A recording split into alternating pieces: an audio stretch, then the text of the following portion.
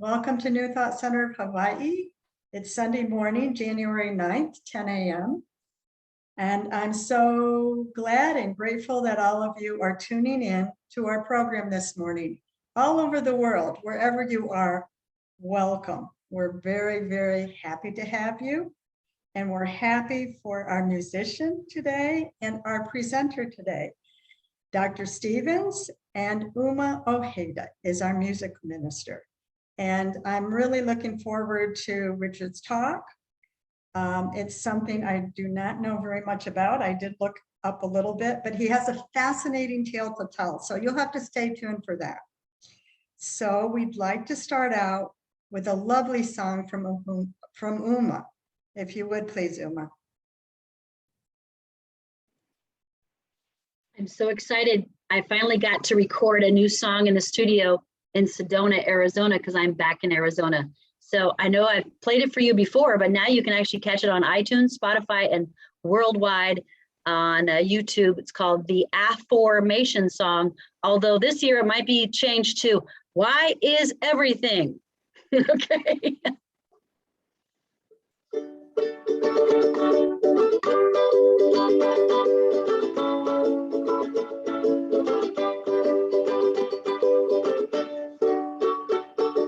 Why is everything always working out for me?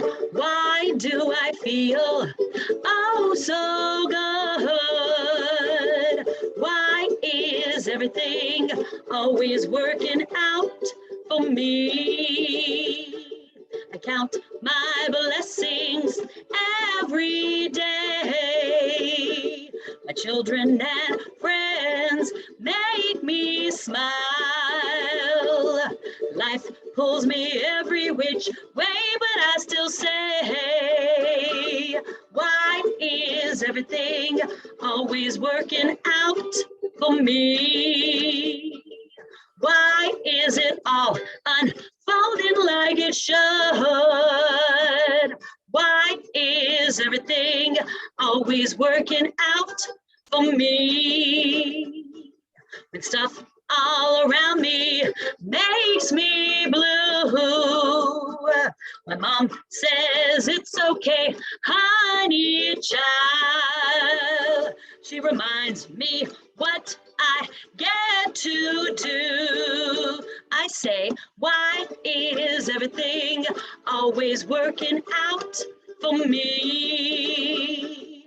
Why do I feel oh so good? Why is everything always working out for me? Oh, why is everything always working out for me? It's all G in my neighborhood.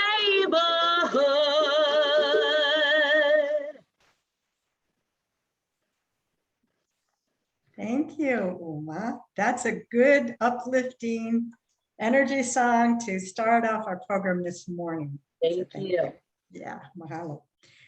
Well, let's kind of refocus and center ourselves and just maybe sit quietly. And just what's coming up for me is gratitude.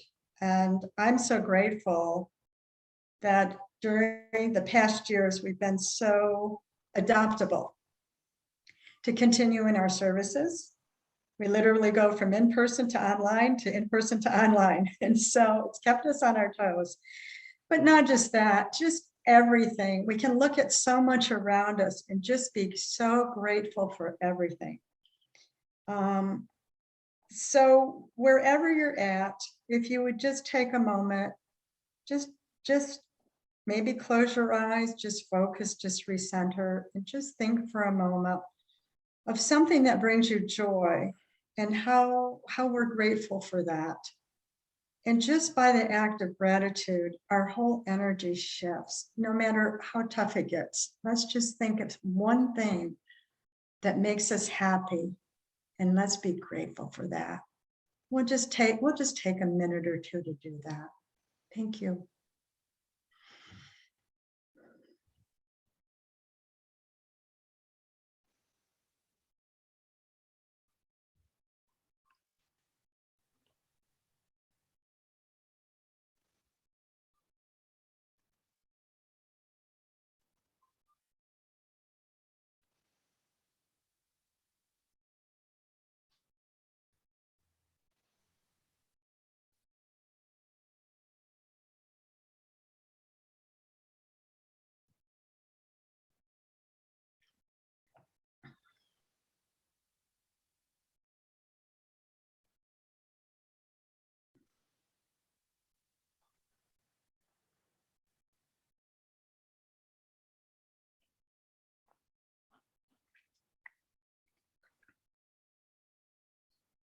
So if you would just gently bring yourselves back to the current moment in your current place and let's carry that gratitude with us for the rest of the day.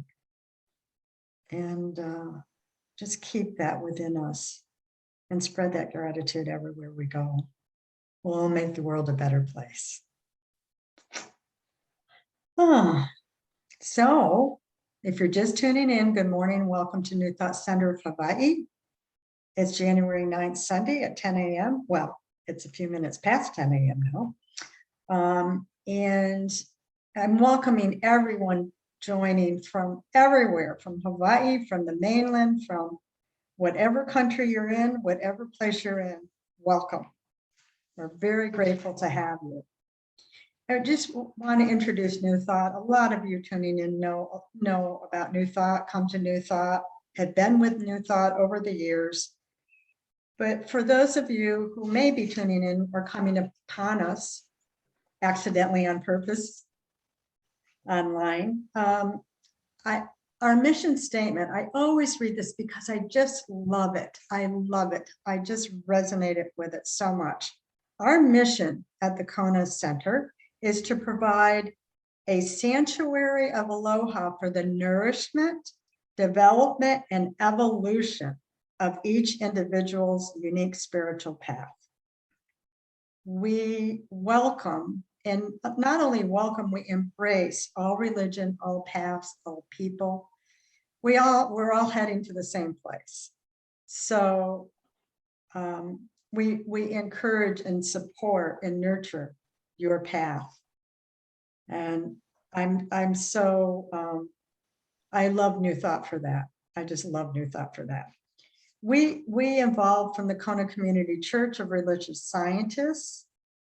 We've held Sunday services continually, first in Keahau, and then starting in 1999, Kealakekua, where we are presently. And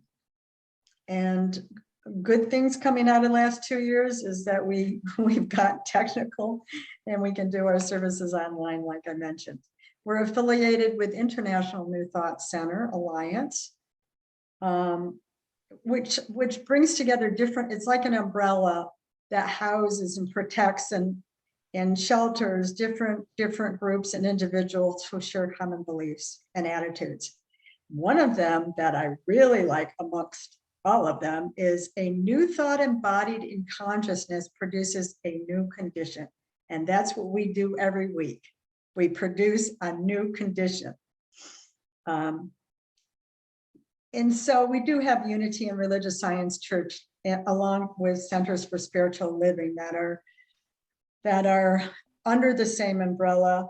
But I can honestly say, after living in a lot of places and a lot of parts and traveling through the world, there's nothing like New Thought Center. There's nothing. And I think part of that was because at one point, Pasha remembers when the minister left and we didn't have a minister, and she encouraged us to minister to ourselves. And I think that was the point at which we really came into our own. So yeah, so that gives you a little bit about the background of New Thought. And today, like I mentioned, we have Dr. Richard Stevens. He's going to be talking about his project, and what a vast background you have, Richard. So I'm really looking forward to that. It's about the Palimanui Campus Forest Preserve, and he teaches at the community college. So we're going to hear more about that later when I introduce you, Richard. So now that we've done that, I think we'll have a Science of Mind reading from Pasha. Pasha's our technical person. She's our president, but she's got her technical hat on today, and she's also going to do the reading for us. Thank you, Pasha. Okay, well, this reading is from actually the December issue of the Science of Mind magazine. Like most people in Hawaii, I haven't received January yet, but since December came so late, it's new for me. hopefully it will be for you too. So this is actually the reading for December 6th. And it's introduced by two quotations. The first quotation is from Anthology of Favorite Prayers, and this prayer was submitted by a 13-year-old girl named Lois. The Prayer of the Turtle. Oh God, let me be free of this weighty shell on my back. When I'm swimming in the cool, dark water, it is a great discomfort to be weighed down by this piece of bone. But if I didn't have a shell, I wouldn't be a turtle. Amen. The second quotation is from Ernest Holmes, the founder of the religious science movement and the first editor of this magazine back in 1927. We should not separate life from living, spirit from matter, nor divine principle from a universal creation. God is all is all. That is, God is, and is in everything. The gardener finds a divine idea concealed in the seed. The essay is called The Garden of Perception, and it was written by Reverend Martha Quintana. When I was a little girl, I used to spend summers with my amazing grandmother who gardened as a hobby. Her hobby garden spanned 2 acres, and I had to weed that garden, which contained a seemingly endless number of weeds. I thought it was a lot, too much. My grandmother assured me that it wasn't, because the gardens of her childhood spanned 26 acres. I thanked my lucky stars that I didn't have to weed that garden. I never would have been able to leave and go play. As I grew older, I began to realize that everything is perception. Perception is a seed of my thought. Compared to today's raised garden beds and urban plots of land, my 2 acres of weeding was endless. My family ate the vegetables from the 2-acre garden, and my mother canned a lot of the produce and fruit for the winter. For my grandmother, however, in the absence of supermarkets in her rural community, her family depended on their 26 acres of gardens for life. It's all a matter of perception, our intentions, and the size and use of our gardens. Okay, and there's an affirmation that goes with this. It's mercifully short, but I'll still divide it in parts just for emphasis.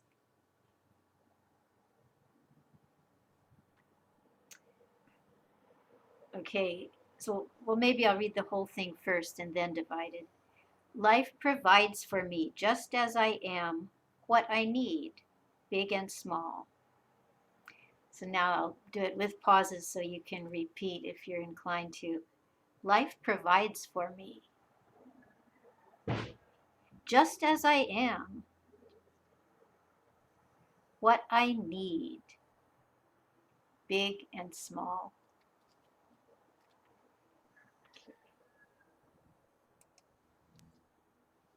Thank you, Pasha. I really like the turtle's prayer. No, that was great. A good reminder that we're always provided for, no matter how it looks or seems. We always can see the grace in it, usually later on, but yeah, it's true. So let's have another song from Uma.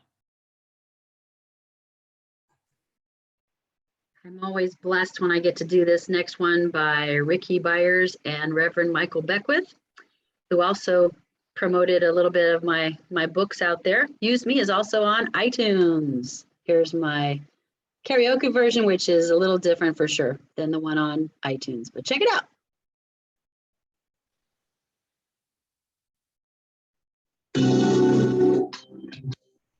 Use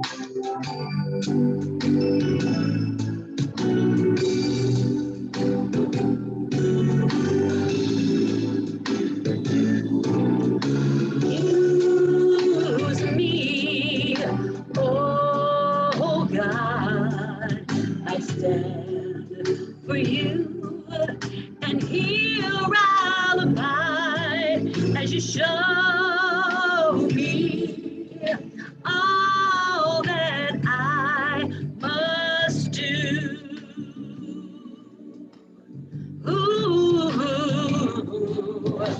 I used to think God was the sun, God is the sun, but God's so much more than the earth or the stars or all of creation. God is creator, all in all, needing us to shine the light as me, as you, so use me. Oh God, I stand for you, and here I'll abide as you show me all that I must do. All that I'm saying is command my hands. What must they do? Command my life. It's here for you. God is a love that heals all creation. God is creator, makes all things new. And God needs us to shine the light as me, as you, so use me. Oh God, I stand for you, and here I'll abide as you show me all that I must do.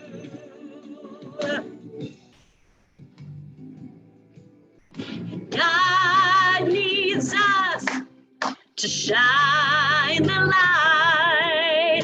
God needs us to shine the light. God needs us to shine the light as me, as you, so use me. Oh God, I stand for you, and here I'll abide as you show me all that I must do. Show me all that I must do. Show me all that I must do. Show me all that I must do.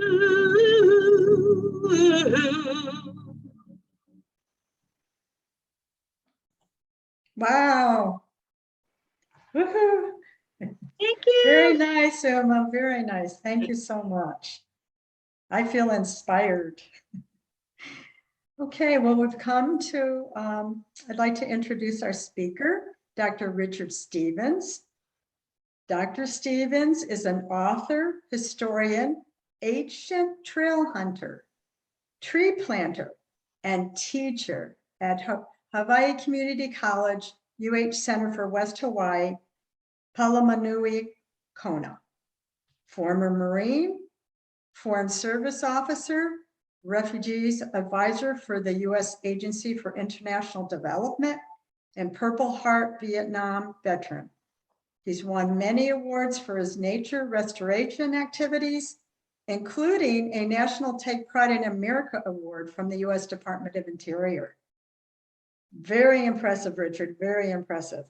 He has a remarkable story, I can't wait to hear it, about a tale, quote, a tale of two preserves, unquote, being the Neil Smith National Wildlife Refuge near his hometown of Prairie City, Iowa, and the new Palamanui Campus Forest Preserve where he teaches here in Kona. These stories feature and reflect the powerful effect of intention, positivity, and the law of attraction. When applied to the issues facing all of us today, safeguarding biodiversity, sustainability, keeping our planet green for future generations. So let's stay tuned to this very, very exciting and valuable presentation. I can't wait to hear more, Richard, because it's something I don't know very much about. I did look online and get a little information, but I'm really, really eager to hear what you have to say. Thank you. Aloha kako. Aloha everyone, and mahalo for asking me to speak to you. It's really an honor to speak to the folks of the New Thought Center. I think the tenets that you folks espouse and practice are just what's needed for the world today. And so I admire greatly your beliefs and your actions that come from those beliefs. And I think you'll find a lot of them in the story that I have to share with you today. So again, mahalo. One of my favorite words in Hawaiian is huaka'i, huaka'i. And huaka'i means a journey. And it's usually has also the meaning of an adventure or a quest. And that's what we're going on today, is a quest, a journey in search of things of value. And the theme for my classes this semester is going to be Adventures of the Time Travel Club. Our classes are all thought of as more like teams than they are classes. And so this semester, we will be the Time Travel Club. And so it's Adventures of the Time Travel Club.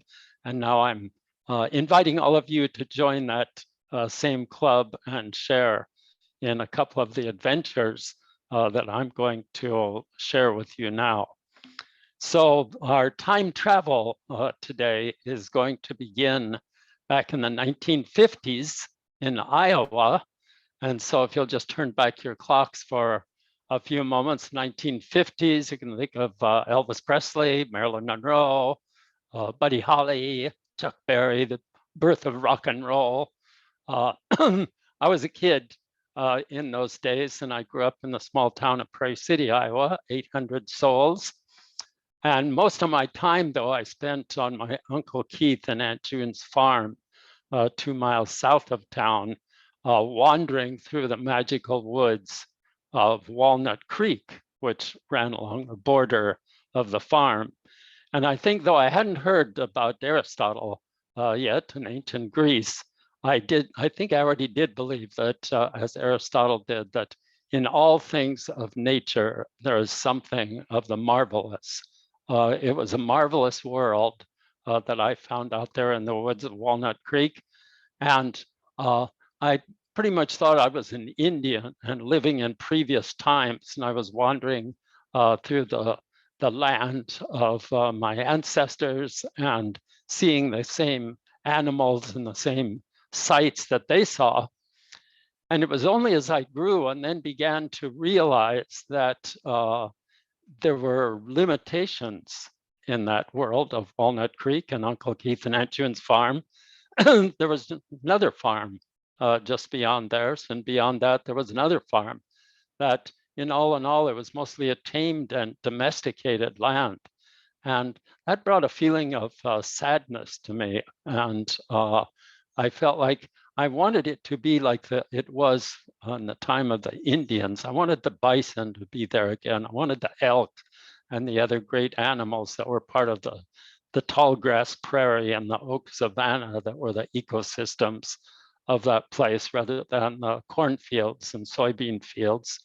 So there was a certain kind of sadness that set in that I escaped by becoming a historian at a very early age.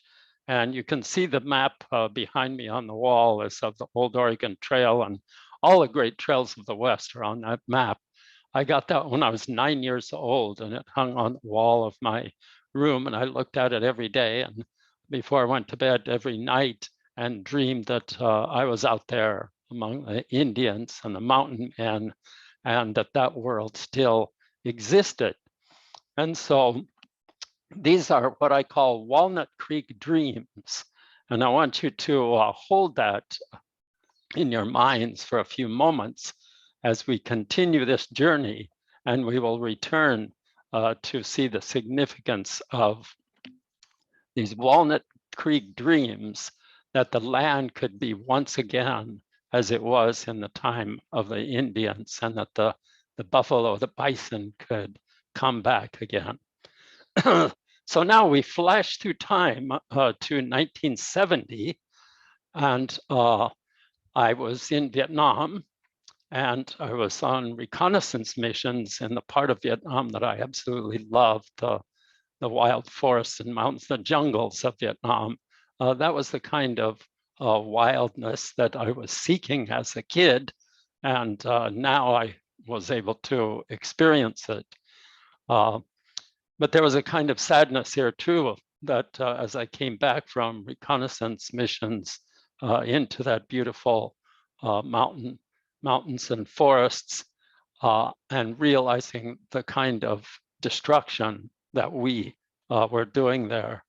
And I became very uneasy about that, and also uneasy about my own role in that as a reconnaissance person, that the information that I brought back led to a destruction of the world that I loved so much. And I vowed that I would do something about that. I would take responsibility for that. And when I got back to the world, which is what we called the USA in those days, that I would do something about that. So that was 1970. There you can think of the music of the late 60s, the Doors, Rolling Stones, Janis Joplin, the Beatles, Rolling Stones. That was very much the sound of Vietnam as part of those times. So now we are going to leap forward once again to 1990. And I was teaching at our branch of the university here.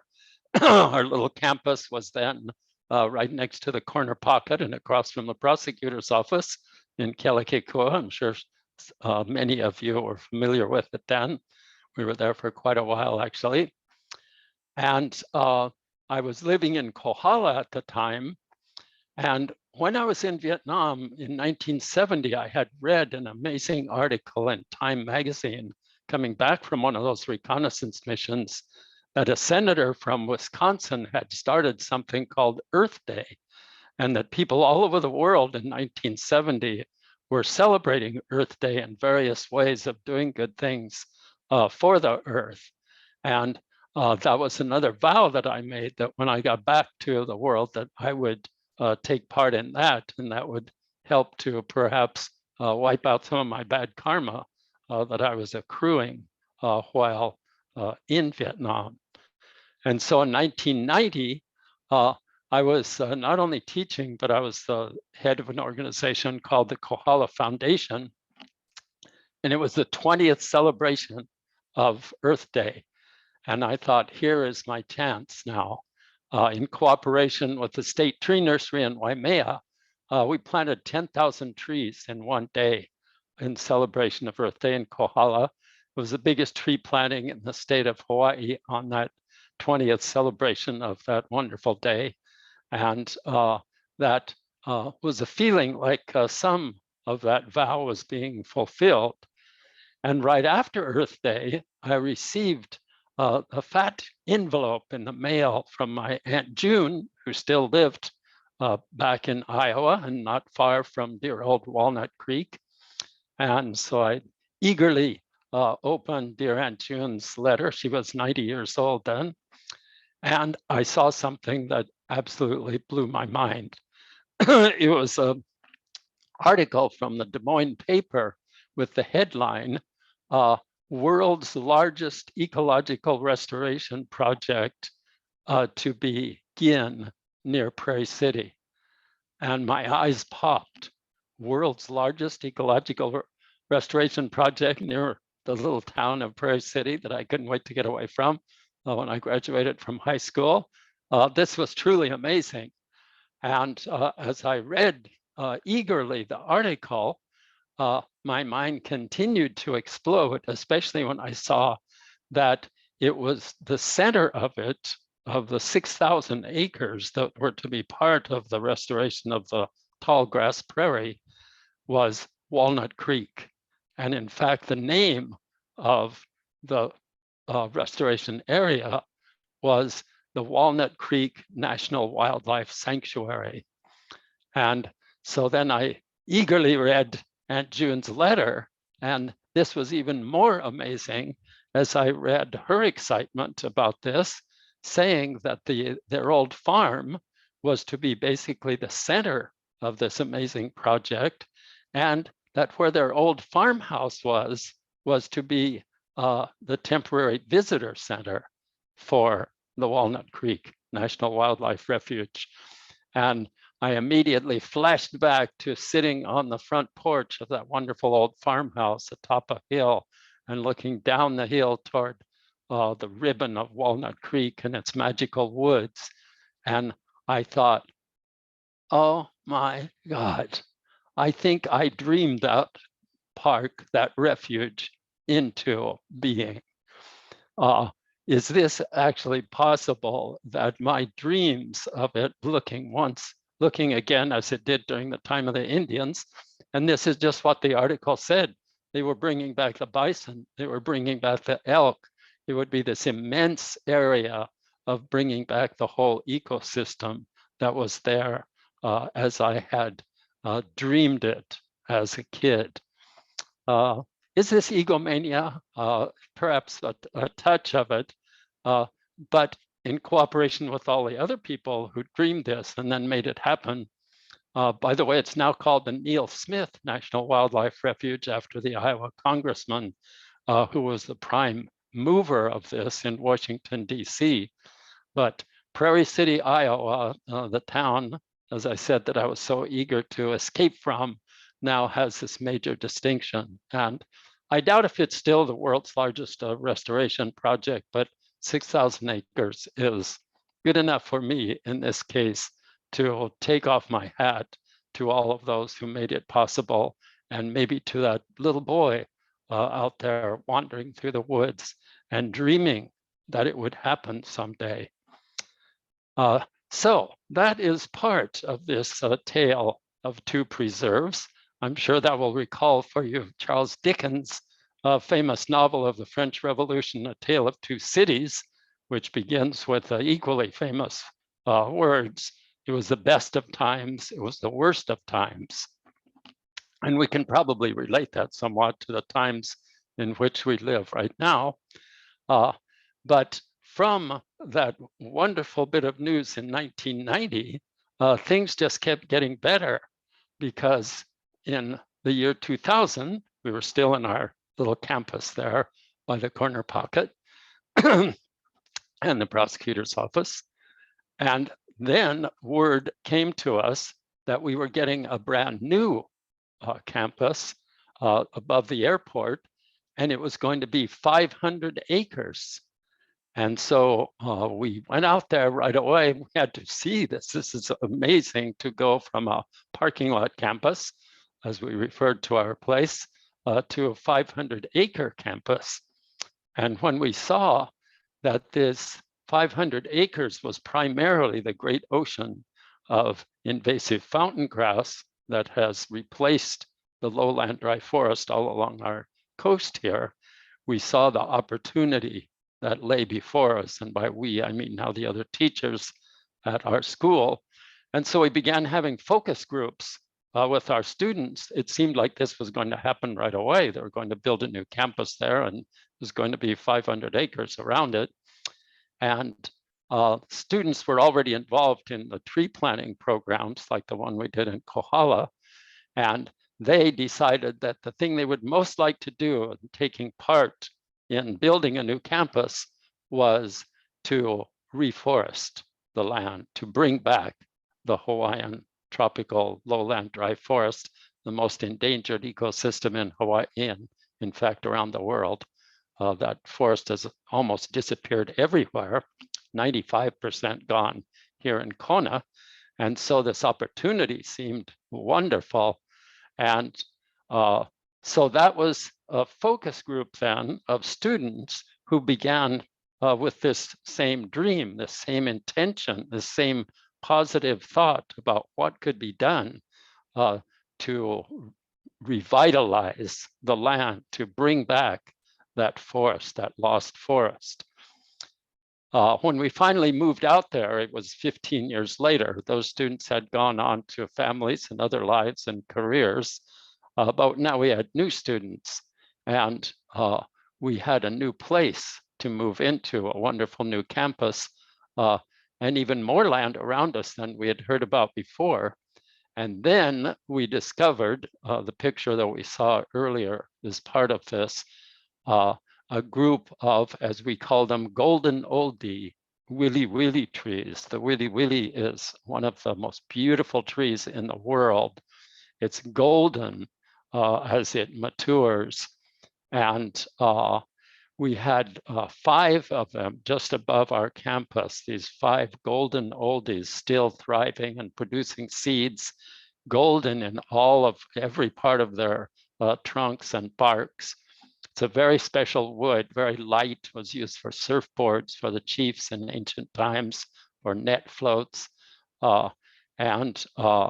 Here were these trees telling us that they needed to be protected, especially against the feral goats that live abundantly in that area and that were responsible for the destruction of a lot of that forest.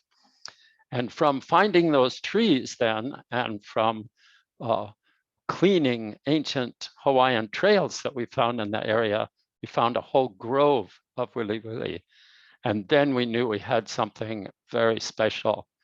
I called up Cindy Evans, our representative that lived up in Kohala then and represented the new campus site, and told her about what we'd been finding.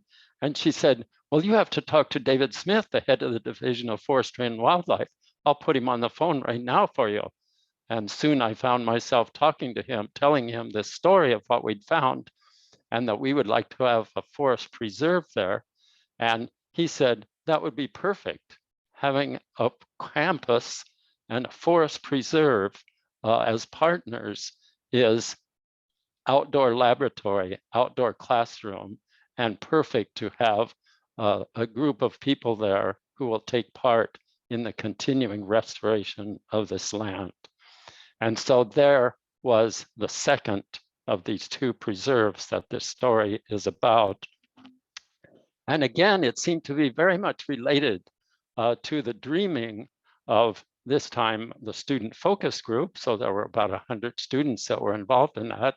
The kind of intention, the kind of positivity, the kind of dreaming into reality, the kind of use of the law of attraction that they were all doing as they were deciding that that's what they would most like to do with a new campus. So just this last year, a formal partnership was signed between the university and the state. These are state lands that were on out there, creating a 706-acre Palamanui campus forest preserve. And there's one school on the mainland, the UC Santa Cruz is the first school that has a forest preserve as part of its campus. And for all we know, we may be the second one now. A campus that's actually part, or a forest preserve that is actually part of campus. And so that is the way it has happened in these two stories here that have this wonderful connection, of course, this kind of similarity in the story of dreams, in one case of a small kid wandering through the woods, and another case of classrooms full of the older kids dreaming a forest preserve into being. And I think a good place to end here, since I talked about songs a couple of times, music as a way to tune into other eras. We could jump back to a little bit farther this time to World War II and James Michener's Tales of the South Pacific, which then became, of course, a wonderful hit play and then a hit movie, South Pacific. And it has the charming song in it, Happy Talk, which I'll bet all of you know, with the classic words, I believe, you got to have a dream. If you don't have a dream, how are you going to make a dream come true? And so when I began to think that I could have had, and did have really, some role in bringing both of these preserves into being, I thought, what should we all be dreaming now? If this is the way to do it, let's dream big and let's see what we can do in these times, which really strike us all, I'm sure, as sometimes the best of times and the worst of times. So that is my story of the two preserves and the law of attraction, intention, positivity, and dreaming into reality. Mahalo.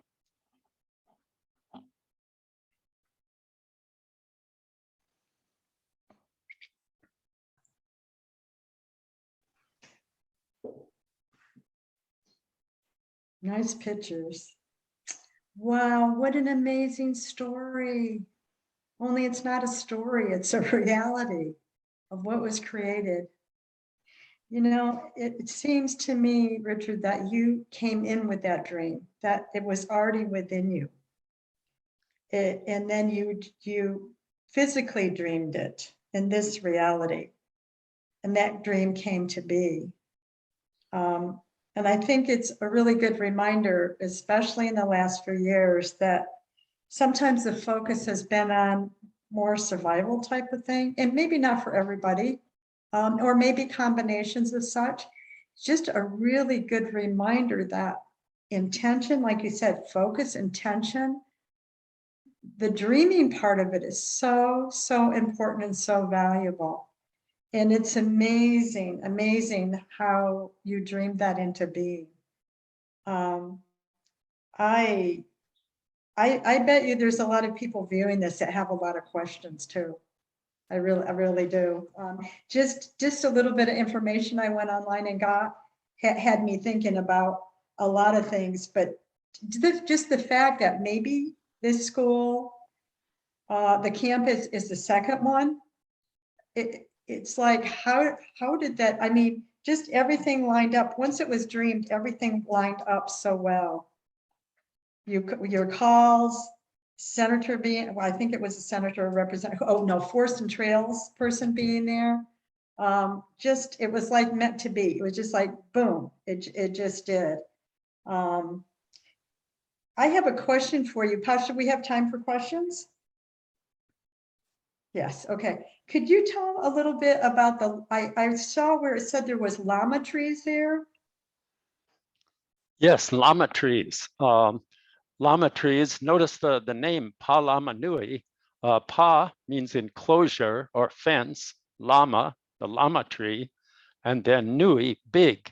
So it refers to a big llama enclosure. And in ancient times, the Hawaiians used the llama tree as a healing tree. They built enclosures and even hale or houses out of llama wood to put ill or injured people in. And special structures had a fence of llama wood right here in Kailua, down on the pier where you see the restoration of Ahuena Heiau, where Kamehameha died. It had a fence of llama wood around it. And so llama, it's a member of the persimmon family. So the fruits are really like little persimmons, but they're a superfood if you find them while you're out hiking. If you come upon a llama tree that has ripe llama seeds, the llama fruits, you can energize yourself immediately with a handful of those. And they get to be quite an advanced age too. So they're one of the venerable old denizens of the lowland dry forest. And we are fortunate that we have that in our name. Yes, very nice, very nice. Yeah, wow. Very, very interesting. I'm so glad that you shared with us today. It brings important aspects into being and into considering and looking. And if somebody that was watching this wanted to contact you or had more questions or wanted to help in some way, is there community participation in these kinds of things? There's a very large community participation. There was an article about this in the paper just a couple of months ago that had my email address there, but I would say that any of your members, definitely Priscilla has my contact information, and feel free to share that with anyone. We have a lot of community participation, and we've been doing this for many years now. So different organizations, different individuals have been out there with us. Some of it has to do with the restoration of cultural sites, Hawaiian trails especially.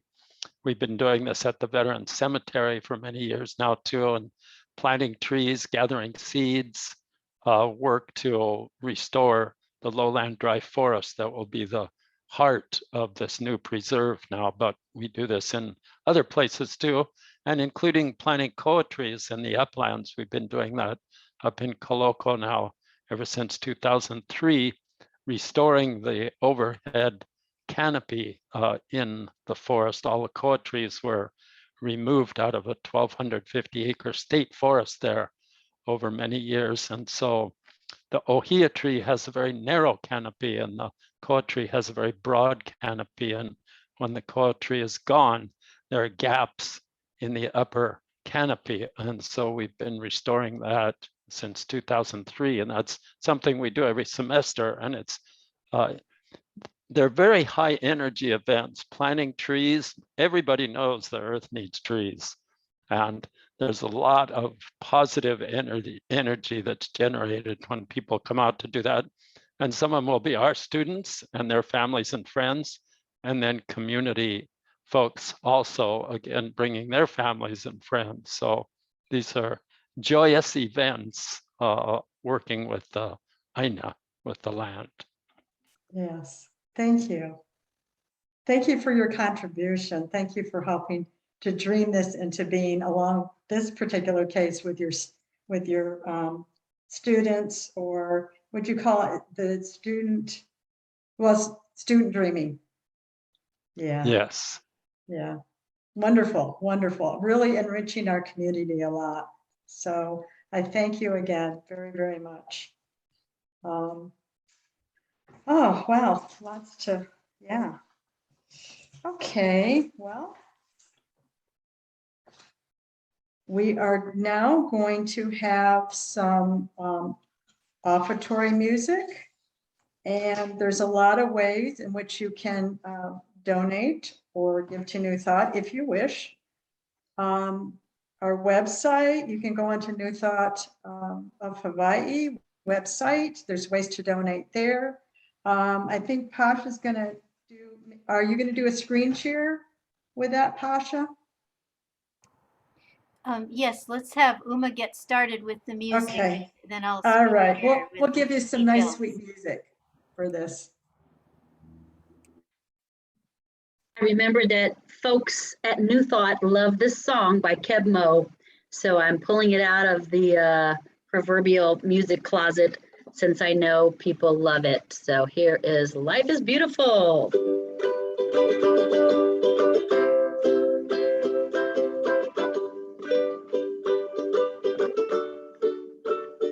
Let's go drifting through the trees. Let's go sailing on the sea. Let's go dancing on the juke joint floor and leave our troubles all behind and have a party so easily forgotten. The most important things, like the melody of the moonlight in your eyes, and a song that lasts forever, keeps on getting better all the time. Life is beautiful, life is wondrous. Every star above is shining just for us. Life is beautiful on a stormy night. Somewhere in the world, sun is shining bright. I get crazy, so afraid that I might lose it one fine day, and I'll be nothing but a silly woman, and I don't wanna be without you at the party, so easily forgotten. The most important thing is that I love you. I do want to spend my days and nights walking through this crazy world with you. Life is beautiful, life is wondrous. Every star above is shining just for us. Life is beautiful on a stormy night. Somewhere in the world, sun is shining bright.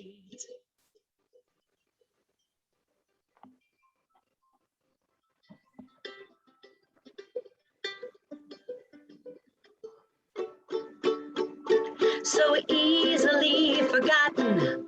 The most important thing is that I love you. I do. I want to spend my days and nights walking through this crazy world with you.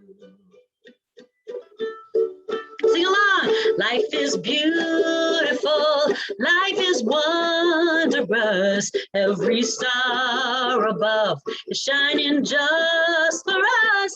Life is beautiful on a stormy night. Somewhere in the world, sun is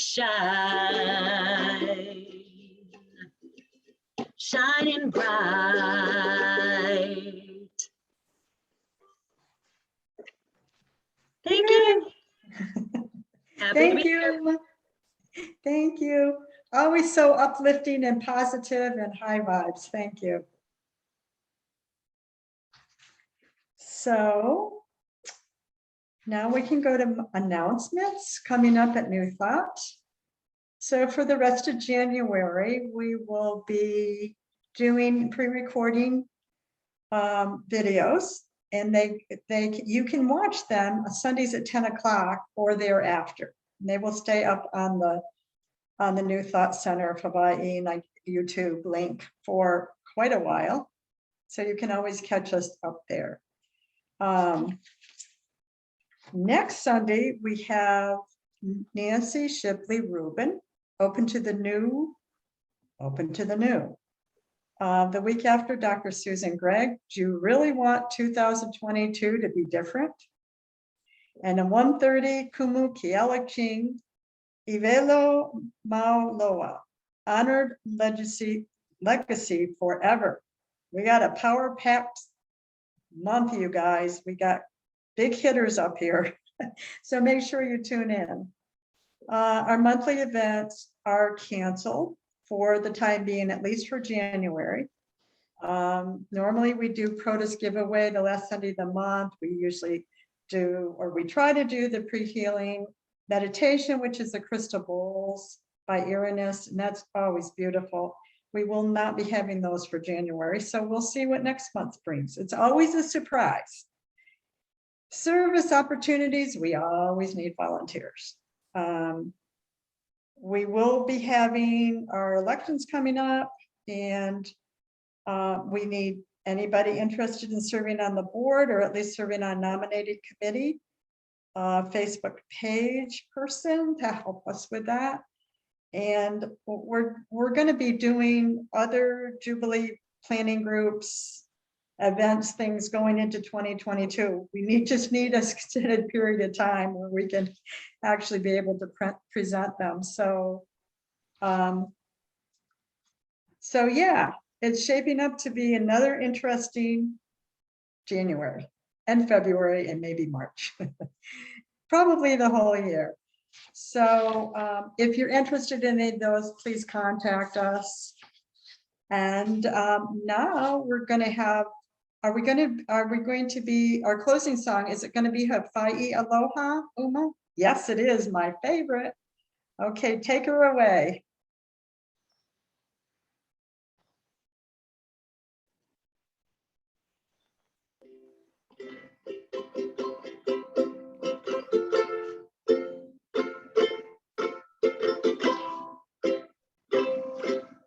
E Hawaii kuore hanawe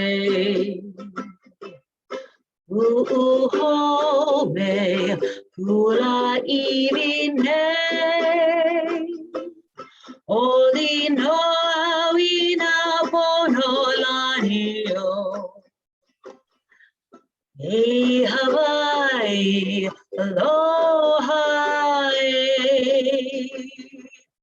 E how oli now pio o Hawaii ne oli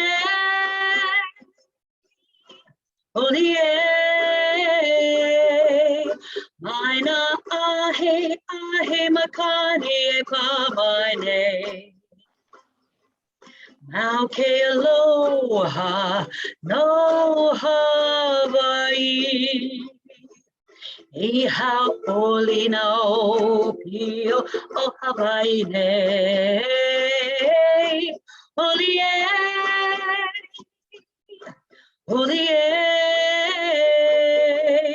Maina ahe makani e pamaine Mau ke aloha no Hawaii Mau ke aloha no Hawaii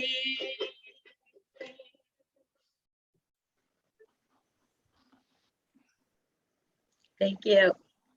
Thank you. Thank you, everyone. We're so glad everyone tuned in today. Thank you, Dr. Stevens. Thank you, Uma. Thank you, Pasha. And thank you to all the board people and all of our members that have chipped in and helped us so much over this last period of time. We appreciate all of you. We love all of you. And we'll be happy when we see you again. Ahui ho.